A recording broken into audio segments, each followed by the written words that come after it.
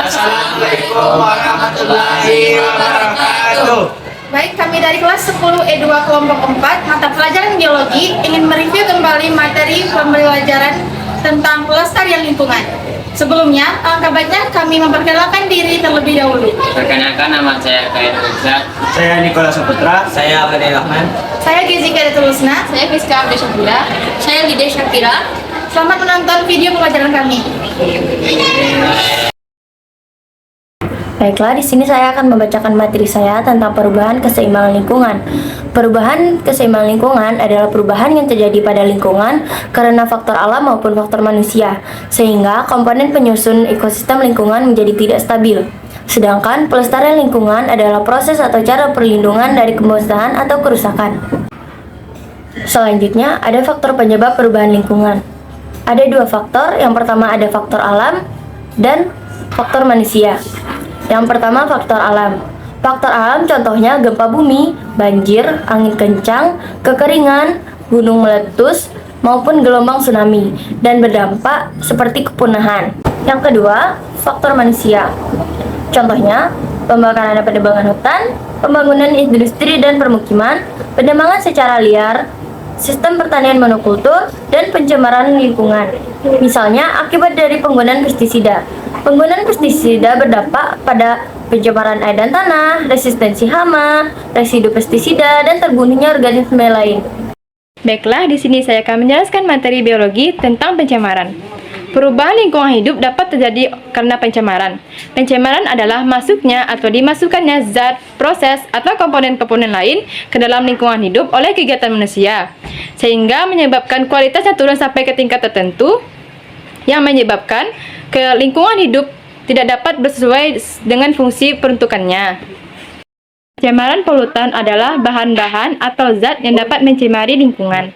Ada 3, yaitu berada pada tempat tidak semestinya, jumlahnya melebihi batas normal. 3, yaitu berada pada waktu yang tidak tepat. Pencemaran terbagi atas berdasarkan zat pencemar, berdasarkan lokasi tercemar. Berdasarkan zat pencemar, pencemaran kimiawi adalah polutan berupa zat kimia seperti zat radioaktif, unsur logam berat, dan detergen. Pencemaran fisik, polutan yaitu berupa barang seperti kaleng, botol, plastik, dan karet. Pencemaran biologis, polutan berupa mikroorganisme penyebab penyakit seperti Escherichia coli dan Entamoeba coli. Berdasarkan lokasi tercemar, yaitu ada 4: pencemaran air, pencemaran udara, pencemaran tanah, pencemaran suara. Pencemaran air. Pencemaran air adalah masuknya makhluk hidup atau zat lain ke dalam air oleh aktivitas manusia sehingga menurunkan kualitas air dan air tidak berfungsi lagi sesuai dengan peruntukannya. Penyebab dari pencemaran air diantaranya: pertama, limbah domestik, yaitu bahan buangan dari perumahan, perkantoran, bangunan perdagangan, dan sejenisnya. Kedua, limbah yang dihasilkan dari industri pabrik. Ketiga, limbah dari kegiatan pertanian berupa pupuk kimia dan pestisida. Keempat, limbah dari area pertambangan. Dampak yang ditimbulkan dari pencemaran air yaitu merusak ekosistem perairan dan mengganggu kehidupan biota air di dalamnya. Upaya yang dapat kita lakukan untuk mencegah pencemaran air: pertama, membuat tangki resapan untuk penampungan limbah rumah tangga. Kedua, membuat instalasi pengolahan limbah untuk menetralkan limbah industri. Ketiga, memilih sampo, sabun, dan deterjen yang mengandung bahan aktif mudah terurai. Pencemaran udara. Pencemaran udara merupakan adanya bahan atau zat asing di udara yang mengakibatkan perubahan susunan udara dari keadaan normalnya. Zat penyebab pencemaran udara yaitu karbon monoksida, nitrogen oksida, klorofluorokarbon, klorin, oksida sulfur, dan lain sebagainya. Dampak yang ditimbulkan dari pencemaran udara yaitu menipisnya lapisan ozon, pemanasan global, efek rumah kaca, dan juga dapat menimbulkan gangguan sistem pernapasan seperti asma, ispa, dan kanker paru-paru. Upaya yang dapat kita lakukan untuk mencegah pencemaran udara, pertama, menciptakan kawasan bebas asap rokok. Kedua, menekan rasio laju pertumbuhan kendaraan bermotor. Ketiga, melakukan reboisasi. Keempat, mengurangi penggunaan alat mengandung klorofluorokarbon tak terkontrol. Pencemaran tanah. Pencemaran tanah merupakan masuknya zat pencemar ke dalam tanah baik secara langsung maupun tidak langsung melalui air dan udara. Penyebab dari pencemaran tanah diantaranya dari penggunaan insektisida, fungisida, herbisida, diklorodifenyl trikloroetana, dan pupuk kimiawi secara berlebihan. Pencemaran tanah melalui perantara air dan udara, misalnya limbah domestik dan industri. Pencemaran tanah juga dapat disebabkan oleh limbah yang tidak mudah terurai, misalnya plastik, kaca, styrofoam, dan kaleng.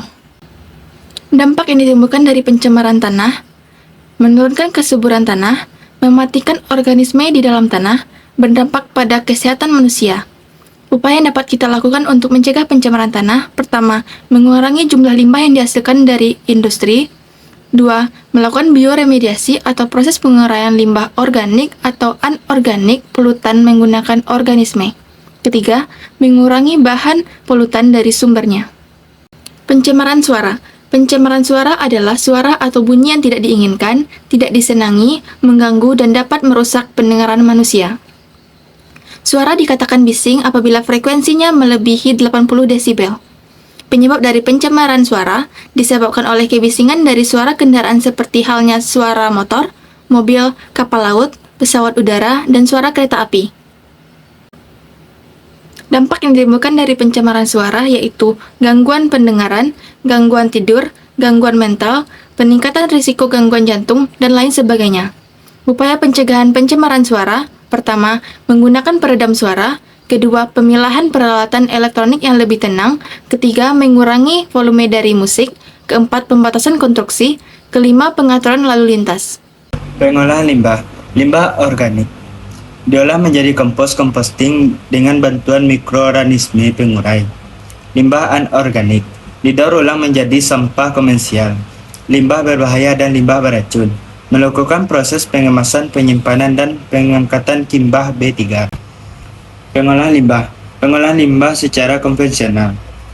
Secara fisik, limbah dipisahkan dengan cara penyaringan dan proses pengendapan.